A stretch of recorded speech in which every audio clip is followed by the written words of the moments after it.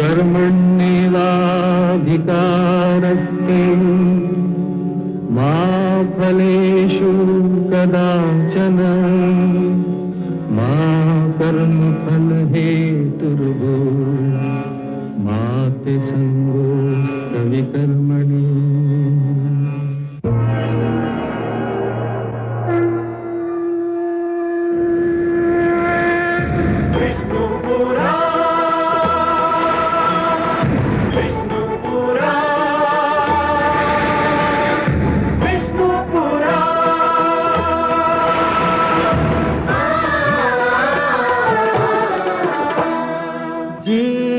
ज्ञान ब्रह्म ज्ञान अथ श्री विष्णु पुराण ओम की कथा महान जय श्री विष्णु पुराण विष्णु पुराण विष्णु पुराण विष्णु पुराण प्रगटे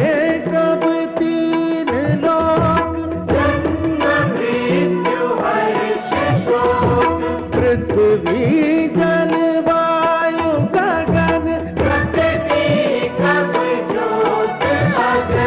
इस पुराण में है निहित जप तप और योग ध्यान विष्णु पुराण विष्णु पुराण विष्णु पुराण। मैं माँ हूं, धरती माँ। दो अनुचित कार्य मिलकर एक उचित कार्य नहीं बनाते। दो नकारात्मक क्रियाएं मिलकर एक सकारात्मक क्रिया को जन्म नहीं देती। किसी के अनैतिक कार्य का उत्तर अनैतिकता से देना भी किसी समस्या का समाधान नहीं है। यदि कोई अपने स्तर से नीचे गिरकर बात करे तो उसका उत्तर देने के लिए उतने ही नीचे स्तर पर गिर जाना भी असभ्यता का प्रतीक है। इसमें संदेह नहीं कि विरोचन और बलि के साथ देवताओं ने जो कुछ किया वो अत्यंत अन्यायपूर्ण था, एक क्रूर और असभ्य कार्य था। परंतु उसके उत्तर में जब बलि ने यह अभियान आरंभ किया कि जो भी देवताओं का आदर करेगा बलि उसे अपना अपमान समझेगा, उसे दंड देगा, तो वो भी एक चरमपंथी नीति अपना रहा था। विशेषतया उसका लीला देखने को व्याकुल हूं। उनको वामन अवतार के रूप में देखकर मुझे आनंद मिल रहा है। ये सब उन्होंने क्यों चुना, ये जानने को मैं भी उत्सुक हूं। ये वो मार्ग नहीं था बलि जो मेरे भक्त प्रहलाद ने चुना था। ये तो हिरण्यकशिपु की प्रवृत्ति का मार्ग था, जिसके दमन चक्र को रोकने के लिए स्वयं मुझे नरसिंह अवतार धारण करना पड़ा था। जब तुम उस मार्ग पर अत्यधिक आगे बढ़ चुके थे बलि, तब तुम्हें अपनी भूल का आभास अवश्य हुआ था, परंतु तब तक तुम स्वयं उस मार्ग से लौटकर नहीं आ सकते थे। तुम्हें सत्य के मार्ग पर केवल ईश्वर ही ला सकते थे, और इसीलिए मैंने यह वामन रूप धारण किया।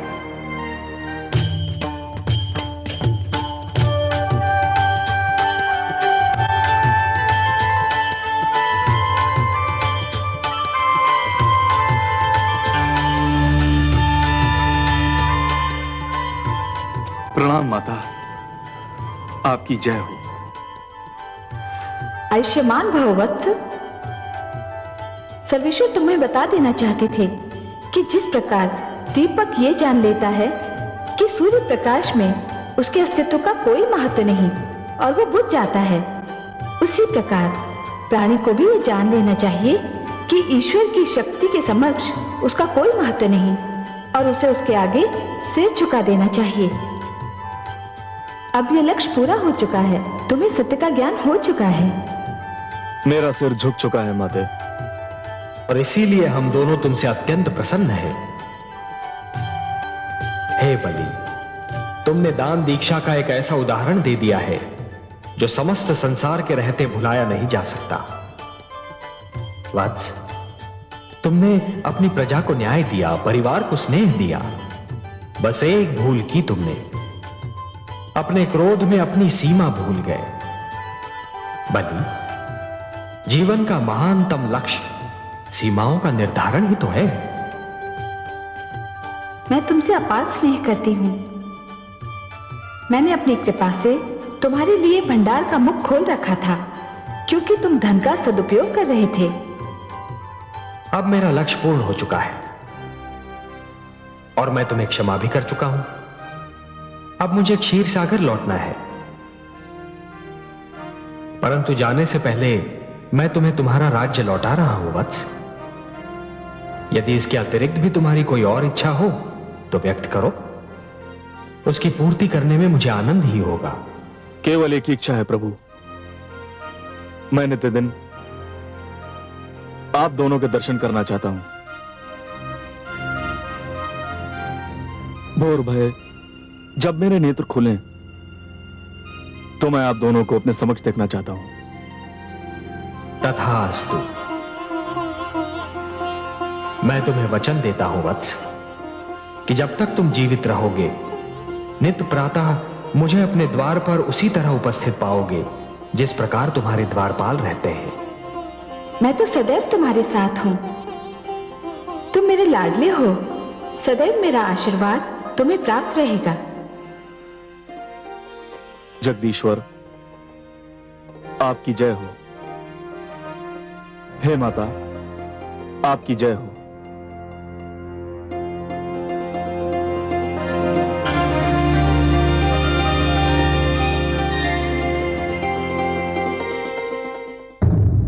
मैं मां हूं, धरती मां। व्यक्ति हो अथवा राष्ट्र, उसके चरित्र निर्माण की क्रिया में इसके सबसे बड़े उदाहरण हैं। प्रहलाद को देवर्षि नारद जैसे गुरु मिले और वो भक्ति के इतिहास में अमर हो गए। बलि को शुक्राचार्य जैसा गुरु मिला और फिर उसने अभिमान की धारा में बहकर जो कुछ किया, उसके निवारण के लिए भगवान श्री विष्णु को वामन अवतार लेना पड़ा। मुझे उनके पावन पग का स्पर्श मिला और मैं धन्य हो गई। वामन के अवतरण का दिन आज तक दक्षिण भारत, विशेषकर केरल में ओणम के रूप में मनाया जाता है। ओणम राजा बलि की दानशीलता का द्योतक है। यह त्योहार नववर्ष के उत्सव के रूप में सारे प्रदेश में बड़ी धूमधाम से मनाया जाता है। नौका दौड़ इस उत्सव का विशेष आकर्षण है। मुझे ना तो वामन का अवतरण भूल सकता है और ना राजा बलि की दानशीलता। मुझे आज भी दोनों बहुत प्रिय हैं।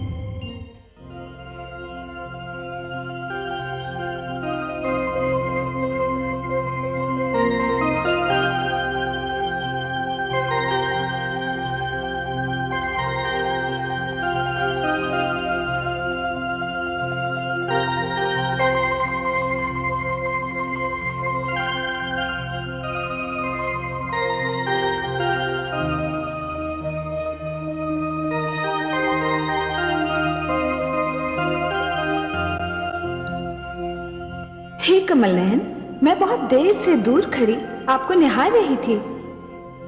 क्षमा कीजिए महादेवी, मुझे आपके आने का आभास ही नहीं हुआ। जब आप सृष्टि की चिंता में लीन होते हैं तो सदा आपकी यही दशा होती है। जिसको सारी जग की चिंता हो उसको इतना अवकाश ही कहां। नहीं महादेवी, ये बात नहीं है। आप तो हमारे तन मन में रमी हुई हैं। बल्कि मैं तो ये कहूंगा कि जब भी मैं स्वयं को देखता हूं तो मुझे अपने भीतर भी आप ही की झलक दिखाई पड़ती है।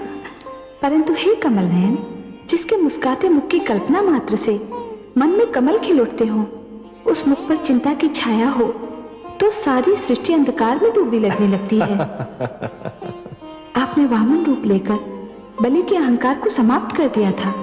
आपने उस संधि को फिर से प्रस्थापित कर दिखाया जिसके अंतर्गत सदा के लिए देवलोक पर देवताओं का, असुर लोक पर असुरों का और मानव लोक पर मानवों का आधिपत्य बना रहेगा।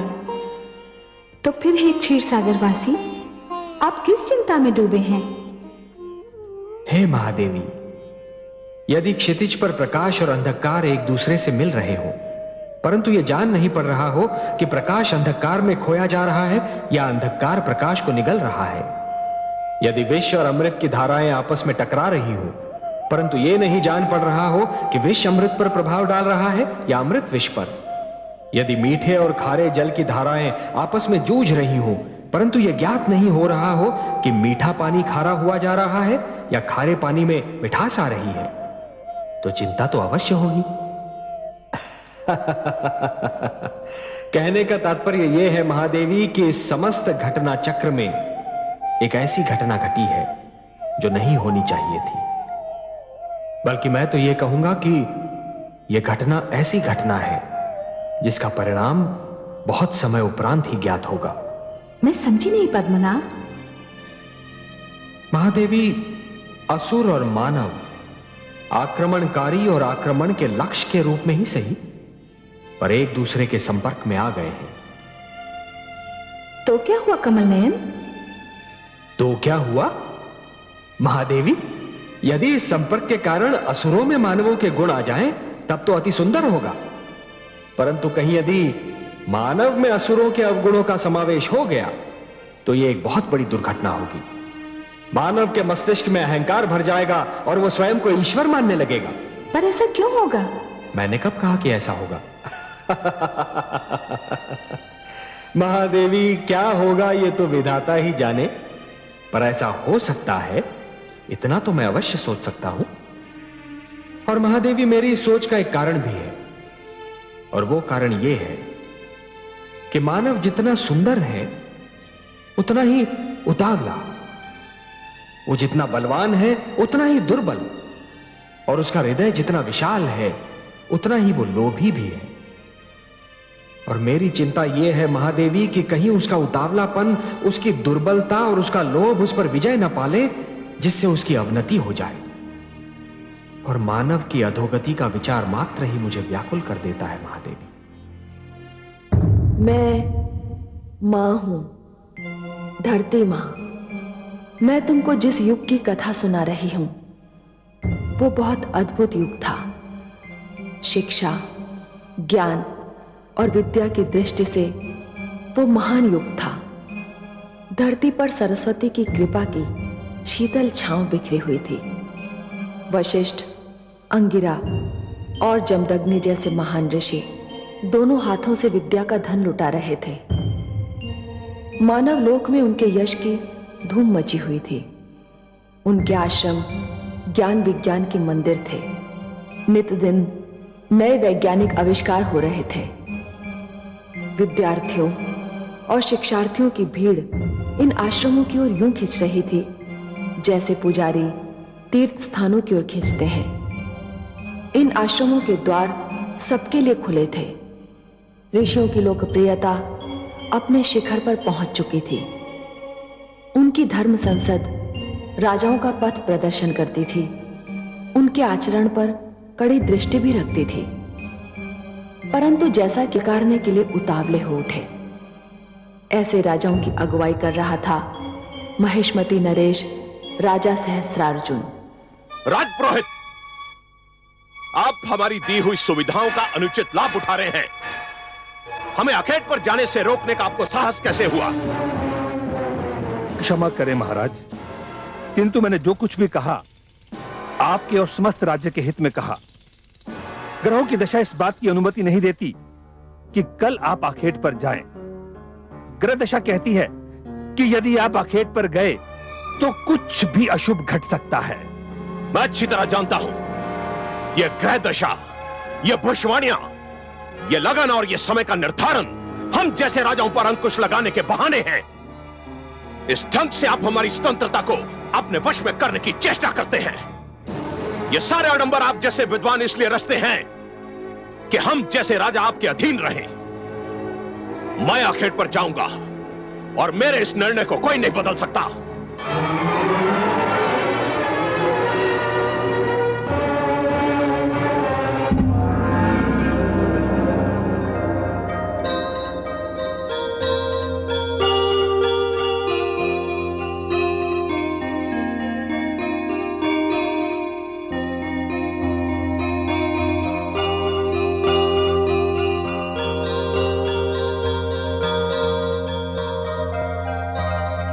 महारानी की जय हो। राजपुरोहित उपस्थित होना चाहते हैं। इतनी प्रातः? अभी तो सूर्योदय ही हुआ है। वे कहते हैं कि आपसे मिलना अत्यंत आवश्यक है। ठीक है, उन्हें बिठाओ, मैं अभी आती हूँ। जी महारानी।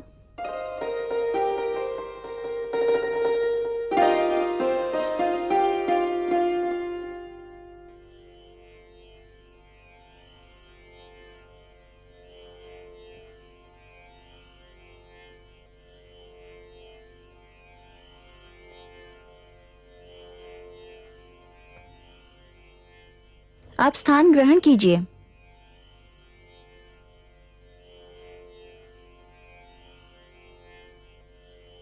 प्रणाम महारानी। प्रणाम। इतने सवेरे कष्ट देने के लिए क्षमा चाहता हूँ महारानी। दासी कह रही थी कि कोई अत्यंत आवश्यक कार्य है आपको। हाँ महारानी। तो फिर कहिए। महाराज सहस्त्र अर्जुन आज आखेट पर जा रहे हैं। ये तो कोई नई बात नहीं है राजपुरोहित जी, और ना ही मैं इसे इतनी आवश्यक सूचना समझती हूँ जिसके लिए सूर्योदय होते ही किसी को कष्ट दिया जाए। कष्ट देने के लिए एक बार फिर क्षमा चाहता हूं महारानी, किंतु अति आवश्यक कार्य यह बताना था कि महाराज का आज आखेट पर जाना उचित नहीं। क्यों? क्योंकि ग्रहों की दशा उत्तम नहीं है। ये बात आपने महाराज सहस्रार्जुन को नहीं बताई? बताई थी, किंतु किंतु क्या? किंतु उन्होंने मेरी बात सुनी अनसुनी कर दी। मैं तो उन्हें रोकने में असमर्थ रहा, किंतु जनहित ने मुझे विवश कर दिया कि भोर होते ही मैं आपको कष्ट दूं और आपसे निवेदन करूं कि आप उन्हें आखेट पर जाने से रोकें। यदि वो आज आखेट पर चले गए तो कुछ न कुछ अनर्थ होकर रहेगा।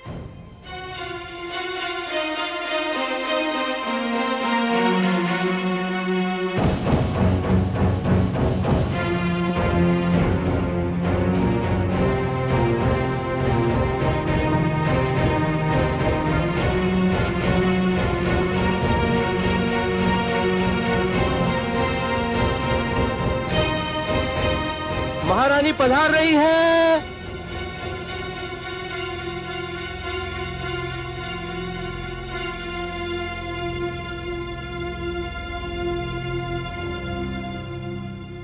आपने यहां आने का कष्ट क्यों किया महारानी? हम आखेट पर जाते तो आपसे मिलकर ही जाते। मुझे इसलिए आना पड़ा महाराज कि मैं नहीं चाहती कि आज आप आखेट पर जाएं। क्यों? समझ गए। हमारे राजपुरोहित तो हमें वश में कर नहीं सके, इसलिए हमें वश में करने के लिए उन्होंने आपका आश्रय लिया। राजपुरोहित का कहना है कि आज ग्रह दशा उत्तम नहीं है। आप भी किन की बातों में आ गई महारानी? इन राजपुरोहितों ने अपनी महत्ता जताने के लिए ये सब आडंबर रच रखे हैं। ग्रह दशा, शुभ घड़ी, उत्तम लग्न, ना ही इन बातों की कोई महत्ता है और ना ही इन ढोंगियों की। ठीक है, तो इसे मेरी ही विनती जानकर मान लीजिए और आखेट पर मत जाइए। आप अच्छी तरह जानती हैं महारानी कि मैं आपकी बात कभी नहीं टालता, परंतु मुझे खेद है कि मुझे आपकी बात टालनी पड़ रही है। जिन अतिथियों को मैंने निमंत्रण दिया है वो क्या सोचेंगे? और अब तो मुझे यह सिद्ध करने के लिए जाना होगा कि यह केवल ढोंग है। राजपुरोहित जैसे व्यक्तियों की बातों में ना कोई तर्क है और ना ही कुछ सत्य है।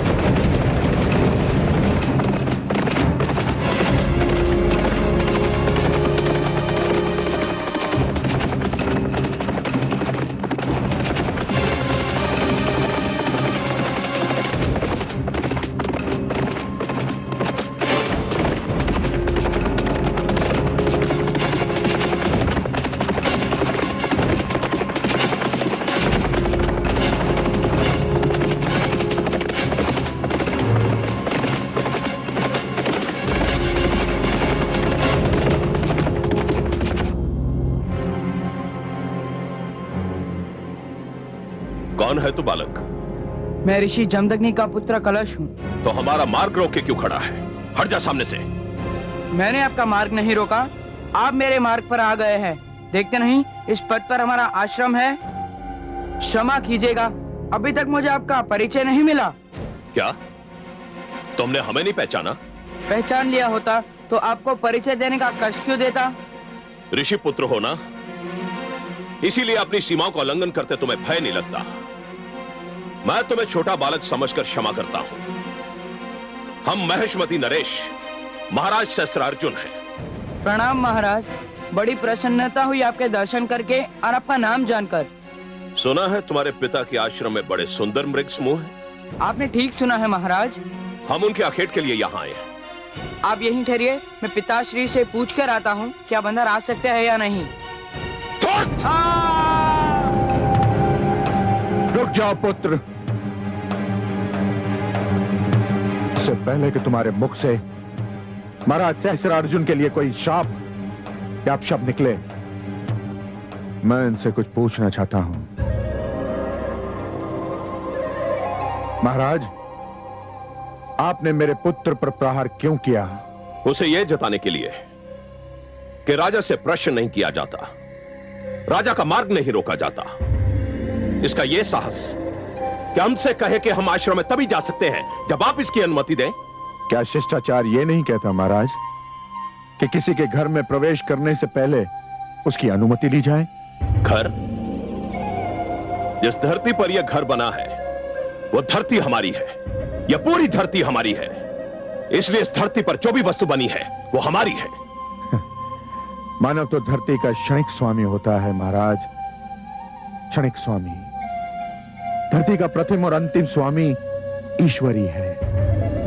आपसे पहले भी इस धरती के स्वामी कई आए और आकर चले गए, और आपके उपरांत भी कई आकर चले जाएंगे। क्या हुआ स्वामी? क्या हुआ स्वामी? अपने पुत्र को देखो। पुत्र? पुत्र तुम्हें घायल किसने किया? महाराज सहस्त्रार्जुन, मेरी प्रार्थना है कि आप यहां से लौट जाएं। और यदि मैं आपकी विनती अस्वीकार कर दूं तो फिर जो कुछ भी होगा उसका उत्तरदायित्व मुझ पर नहीं होगा। देखिए ऋषिवर, मैं यहां आखेट करने आया हूं और आखेट करके ही जाऊंगा। आप में इतना साहस, इतना बल नहीं कि आप मेरा मार्ग रोक सके। अन्याय को रोकने के लिए शारीरिक बल और शक्ति की आवश्यकता नहीं होती महाराज, उसे नैतिक शक्ति से भी रोका जा सकता है, और मैं इसी साधन से आपका मार्ग भी रोक लूंगा। शिष्यों, धरती पर लेट जाओ।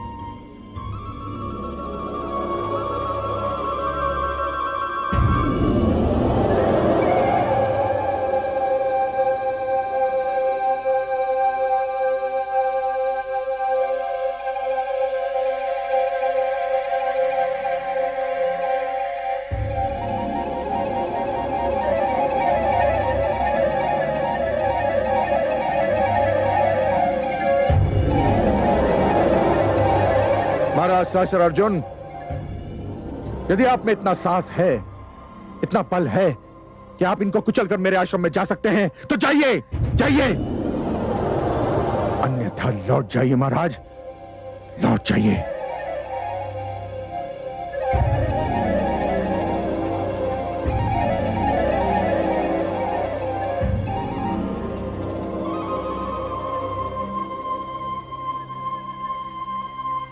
चलो।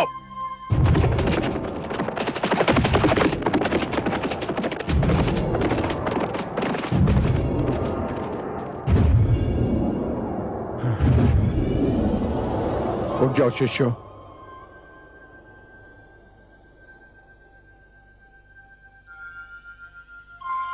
आओ पुत्र।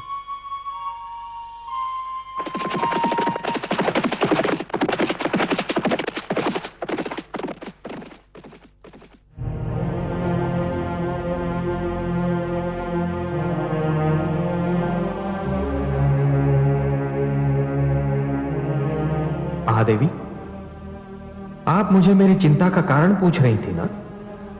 यही है मेरी चिंता का कारण। इसी क्षण की शंका मेरे मन में रह रहकर उभर रही थी। देखा आपने? देखा? असुरों और मानव का क्षणिक संपर्क अपना रंग दिखा रहा है। हाँ कमल नयन, मैं बड़े दुख से देख रही हूँ कि जिस मानव को फांस भी चुभे तो आप व्याकुल हो जाते हैं, जिस मानव को तनिक भी कष्ट हो तो आपकी योग निद्रा तक टूट जाती है, वही मानव आज ये भूलकर अपनी तेज, अपने यश और अपनी शक्ति पर इतरा रहा है।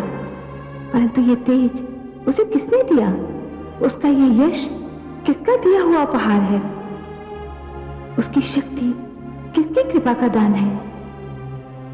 मैं मानव कथा के इसी मोड़ से चिंतित रहता हूं महादेवी। मानव जब इतना दुर्बल हो जाता है कि हर दुर्बलता उस पर विजय प्राप्त कर लेती है, तो वो अहंकार का आधिपत्य स्वीकार कर लेता है।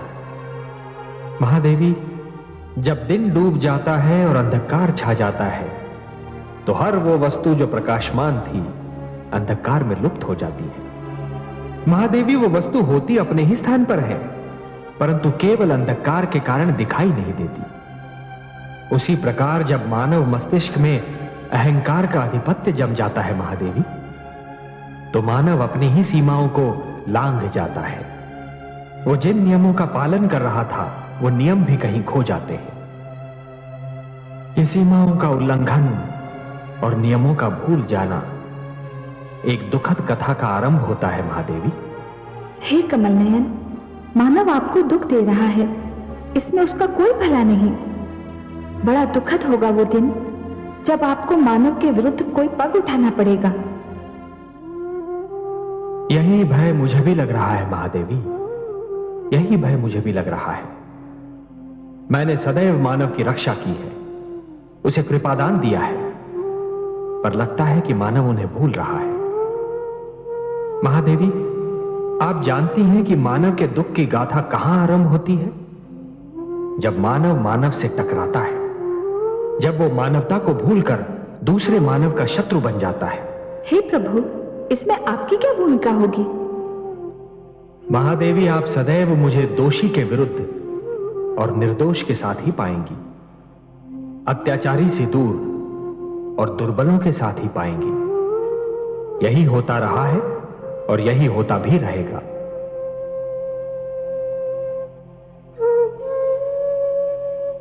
ऋषिवर, अब आपको कुछ भी कहने की आवश्यकता नहीं है। हम सभी ऋषिगण को इस दुखद घटना की सूचना मिल चुकी है। महाराज सहस्त्रार्जुन ने जो किया वो अत्यंत दुर्भाग्यपूर्ण है और ये किसी राजा को शोभा नहीं देता। सहस्त्रार्जुन को इसका दंड मिलना ही चाहिए। ऋषिगण, मैं इस घटना को मात्र एक घटना मानने के लिए तत्पर नहीं हूं। मुझे इस घटना में एक नई प्रवृत्ति का सूत्रपात दिखाई दे रहा है। हे ऋषिवर, हम आपके कथन में छुपे संकेत का भेद जानने में असमर्थ हैं। कृपया हमें स्पष्ट करें कि यह किस प्रवृत्ति का सूत्रपात है। मैं बहुत समय से देख रहा हूं कि कुछ राजा और सम्राटगण हम ऋषियों के अस्तित्व को अपने लिए एक चुनौती मानने लगे हैं। वे हमारे परामर्श को हस्तक्षेप, हमारे उपदेश को अपने ऊपर अंकुश और हमारे द्वारा दिए गए मार्गदर्शन को अपनी स्वतंत्रता का हनन समझने लगे हैं। उन्हें यह भ्रम हो गया है कि आश्रम राज शक्ति के समानांतर एक शक्ति बनती जा रही है। वे मानने लगे हैं कि आश्रम राजनीति का केंद्र बन गए हैं। महाराज सहस्रार्जुन द्वारा ऋषि जमदग्नि के पुत्र कलश पर यह निर्मम प्रहार इस बात का संकेत है कि राजागण आश्रम संस्था पर प्रहार करने के लिए उतावले हो रहे हैं। परंतु हमने तो राजशक्ति को कभी चुनौती दी ही नहीं ऋषिवर। समस्त संसार जानता है कि हमारे आश्रम शिक्षा और विज्ञान के केंद्र हैं, राजनीति के केंद्र नहीं। हमारे आश्रम ने संसार को विद्वान और वैज्ञानिक दिए हैं, राजनीतिज्ञ नहीं। ऐसा संसार जानता है, ऐसा हम समझते हैं, किंतु राजाओं को यही भ्रम है कि हम उन्हें ललकार रहे हैं। तो क्या इसका अर्थ यह हुआ ऋषिवर कि हम महाराज सहस्त्रार्जुन के अत्याचार को यूं ही चुपचाप सहन कर लें, पी लें? कदापि नहीं। आपके पुत्र पर प्रहार समस्त धर्म संसद के आदर और सम्मान पर प्रहार के समान है। आपका कथन उचित है। महाराज सहस्रार्जुन को सप्तऋषि सभा के समक्ष प्रस्तुत होकर अपने दुष्कर्म का उत्तरदायित्व लेना होगा। महाराज सहस्रार्जुन तक ये संदेश पहुंचा दें कि कल वे सप्तऋषि सभा के समक्ष उपस्थित हों। जो आज्ञा ऋषिवर।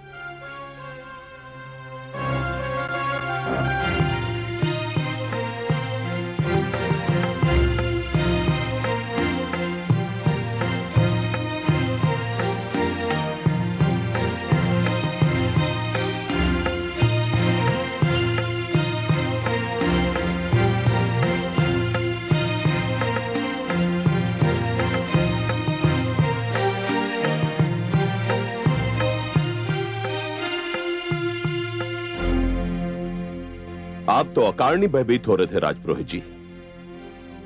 ग्रह दशा का अनुमान लगाने में अवश्य कोई त्रुटि रह गई होगी। नहीं महाराज, मेरे अनुमान में कोई त्रुटि संभव नहीं है। हमें तो कुछ भी नहीं हुआ राजपुरोहित जी। जिस प्रकार सुकुशल हम अखेट पर गए थे, उसी प्रकार सुकुशल हम अखेट से लौट भी आए हैं। क्षमा करें महाराज, किंतु दुर्घटनाएं अपने आने की सूचना नहीं देती। जब वो अचानक सामने आ जाती हैं, तभी उनके अस्तित्व का ज्ञान होता है।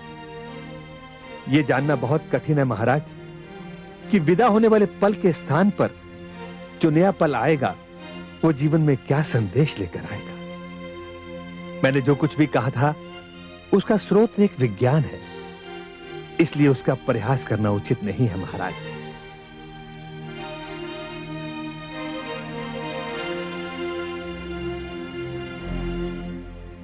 महिष्मती नरेश की जय हो। धर्म संसद से एक ऋषिवर सप्तऋषि सभा का संदेश लेकर आए हैं।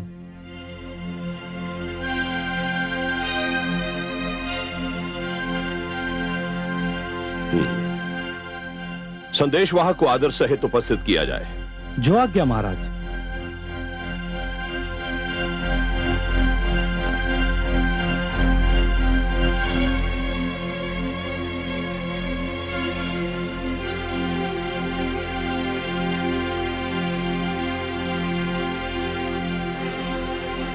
प्रणाम महाराज सहस्रार्जुन। मैं आपके आगमन का उद्देश्य जानना चाहता हूं। मैं धर्म संसद की ओर से आपके लिए संदेश लाया हूं। संदेश सुनाया जाए। धर्म संसद ने इच्छा प्रकट की है कि महिष्मती नरेश कल प्रातः उसके समक्ष उपस्थित हों। इस इच्छा का कारण भी बताया जाए। क्षमा राजन, कारण के विषय में मैं कुछ भी कहने में असमर्थ हूं। और यदि मैं धर्म संसद की इच्छा का आदर करना अस्वीकार कर दूं तो? नहीं महाराज, नहीं। ऐसा कोई भी निर्णय लेना सर्वथा अनुचित होगा। यदि सप्तर्षियों ने इच्छा व्यक्त की है तो हमें ऋषियों की इच्छा से आदेश की दुर्गंध आ रही है, और हम नहीं चाहते कि ऋषि हमें आदेश दें। इसलिए जाकर कह दो ऋषियों से कि हमें उनका निमंत्रण स्वीकार नहीं है।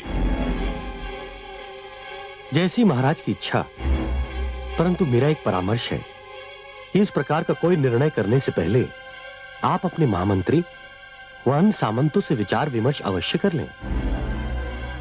प्रणाम। ठहरिए ऋषिवर, ठहरिए।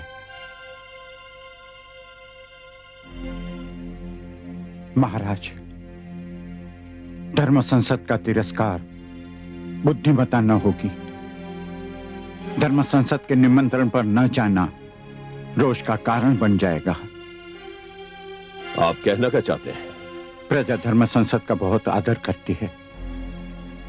यदि धर्म संसद का अपमान हुआ तो प्रजा विद्रोह भी कर सकती है। आप जाइए ऋषिवर, महाराज धर्म संसद के समक्ष अवश्य प्रस्तुत होंगे। प्रणाम। आपने ये अधिकार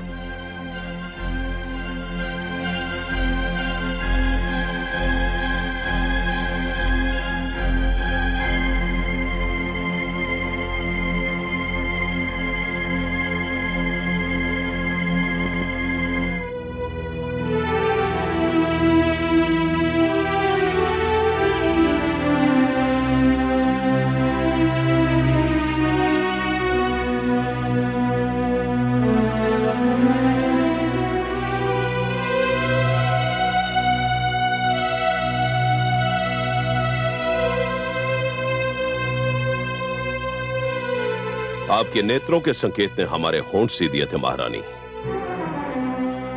इसलिए हम कुछ कह नहीं सके। परंतु हमारी ओर से धर्म संसद का निमंत्रण स्वीकार करना हमें अच्छा नहीं लगा।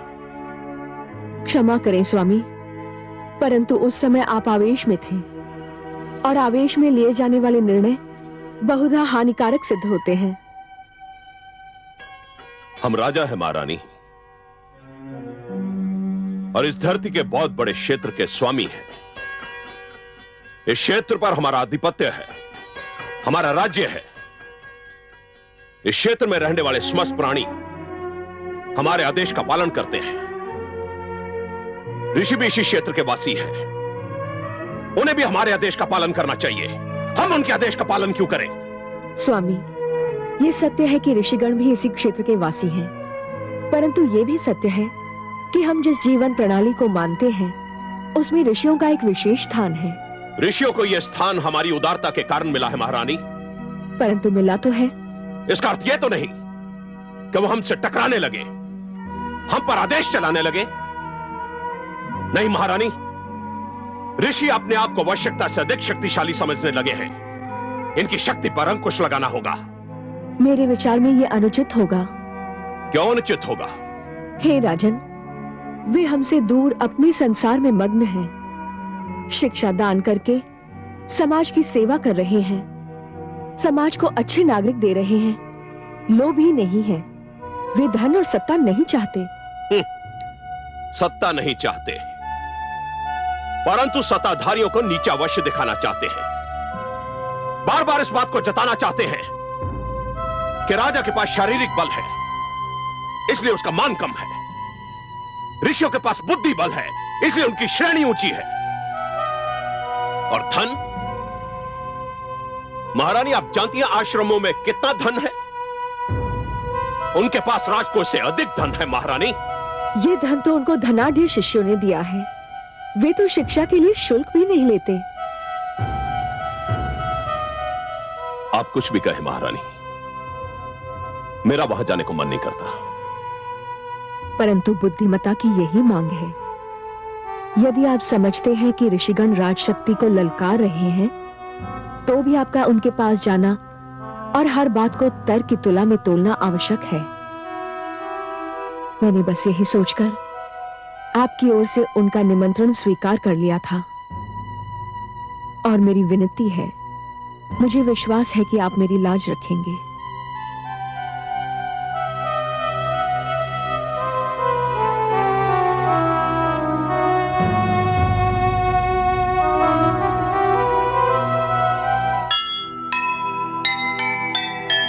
बैर करे विद्वान से जो वो है नादान, पूंजी हर एक देश की होते हैं विद्वान। जो विद्या के केंद्र हैं, मंदिर उनको जान है। शिक्षा ही में निहित मानव का उत्थान, मानव का उत्थान। जो सुनेगा ये पुराण पाएगा सुख और ज्ञान, पाएगा सुख और ज्ञान। कर्म को ही धर्म जान, प्रेम की तू छेड़तान, प्रेम की तू छेड़तान। बीते युग बता रहे हैं, बीते युग बता रहे हैं, सत्य पथ पे चल सुजान। विष्णु पुराण